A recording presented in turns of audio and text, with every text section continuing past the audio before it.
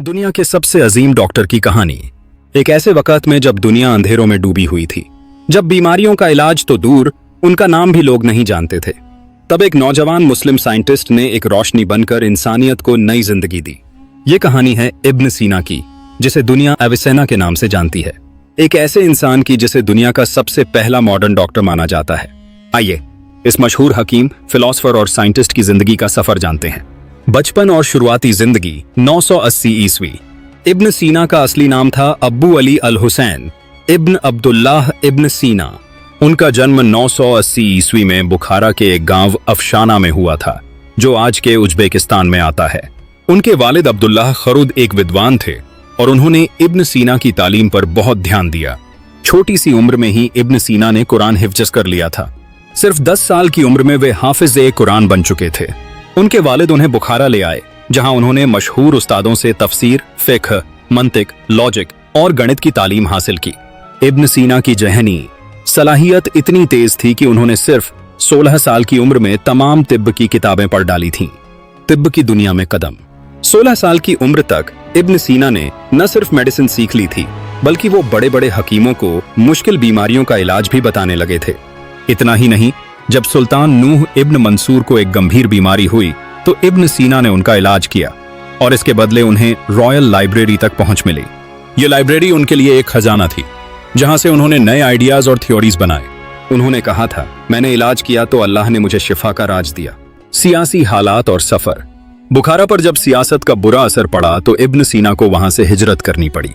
वो एक शहर से दूसरे शहर घूमते रहे। ख्वारिज़म, गोरगान, रे और इस्फहान जैसे शहरों में उन्होंने अपनी इल्मी छाप छोड़ी। उनके पॉलिटिकल सफर ने उन्हें बहुत कुछ सिखाया। वो कई बार वजीर भी बनाए गए और कई बार रियासती जगहों पर इलाज और एडमिनिस्ट्रेशन दोनों की जिम्मेदारी निभाई। किताबें जिन्होंने दुनिया बदल दी, कैनन ऑफ मेडिसिन और अन्य। इब्न सीना की सबसे मशहूर किताब है अल कानून फी अत्तिब, द कैनन ऑफ मेडिसिन। ये किताब करीब 600 सालों तक यूरोप के मेडिकल कॉलेजों में पढ़ाई जाती रही। इस किताब में उन्होंने डायग्नोसिस, ट्रीटमेंट और प्रिवेंशन के मॉडर्न कॉन्सेप्ट दिए थे। इस किताब ने यूरोप में रेनेसां के दौर में क्रांति ला दी। उनकी दूसरी मशहूर किताब थी किताब अश-शिफ़ा, जो फलसफा, लॉजिक, गणित और साइंस पर एक एनसाइक्लोपीडिया थी। उन्होंने कई नए कॉन्सेप्ट डेवलप किए। दिल की बीमारियों का वैज्ञानिक विश्लेषण, मानसिक बीमारियों की समझ, क्लिनिकल ट्रायल्स और दवाओं की जांच, शरीर रचना और दिमाग के काम का विवरण। उन्होंने कहा था, इल्म उस हथियार की तरह है जो समझदार के पास हो और जाहिल के लिए इलाज की तरह है। इब्न सीना का फलसफा और साइंस में योगदान। इब्न सीना ने सिर्फ डॉक्टरी नहीं की, वो एक फलसफी भी थे। उन्होंने ग्रीक फिलोसफर्स प्लेटो और अरस्तू के विचारों को इस्लामी सोच के साथ जोड़कर एक नया नजरिया पेश किया। वो मानते थे कि अल्लाह एक है और हर इल्म उसी से है। अक्ल, इंटेलेक्ट, इंसान का असली हिस्सा है। रूह और जिस्म अलग हैं, लेकिन दोनों का असर एक दूसरे पर पड़ता है। उन्होंने मेटाफिजिक्स, खगोल शास्त्र, रसायन शास्त्र और भौतिकी पर भी किताबें लिखी। इब्न सीना ने लिखा, अक्ल वही है जो हक और बातिल में फर्क समझे, और इल्म वही है जो इंसान को खुद से रोशन करे। जिंदगी के आखिरी दिन और वफात। इब्न सीना ने अपनी जिंदगी के आखिरी दिन इस्फहान में गुजारे, मगर एक जंग के दौरान उन्हें चोट लग गई और कुछ अरसे बाद उनकी तबीयत बिगड़ने लगी।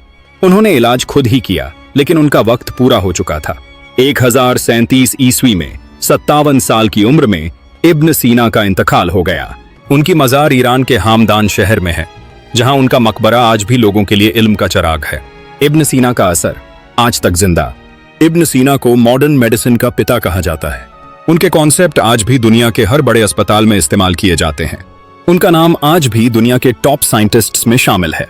यूरोपीय डॉक्टर्स उन्हें प्रिंस ऑफ फिजिशियंस कहते थे। उनकी किताबें यूरोप में लैटिन में ट्रांसलेट की गईं, यूनिवर्सिटीज में सिलेबस का हिस्सा रहीं। दार्शनिक जैसे डेस्कार्ट और स्पिनोजा ने उनसे प्रभावित होकर लिखा। इब्न सीना एक मिसाल हैं कि इल्म और अक्ल कैसे इंसान को अल्लाह के करीब ले जा सकते हैं। इब्न सीना ने जो रोशनी जलाई थी, वो रोशनी आज भी दुनिया के हर डॉक्टर के हाथ में स्टेथोस्कोप की शक्ल में चमकती है। वो एक मिसाल हैं हर उस शख्स के लिए जो मुश्किलों के बावजूद सीखने की चाहत रखता है। आखिर में उन्हीं के अल्फाज, इल्म वो दौलत है जो बांटने से बढ़ती है। अगर आपको इब्न सीना की जिंदगी से कुछ सीखने को मिला हो तो इस वीडियो को लाइक करें, शेयर करें और चैनल को सब्सक्राइब जरूर करें। अगले एपिसोड में हम लेकर आएंगे एक और अजीम मुस्लिम साइंटिस्ट की कहानी। शुक्रिया। अल्लाह हाफिज।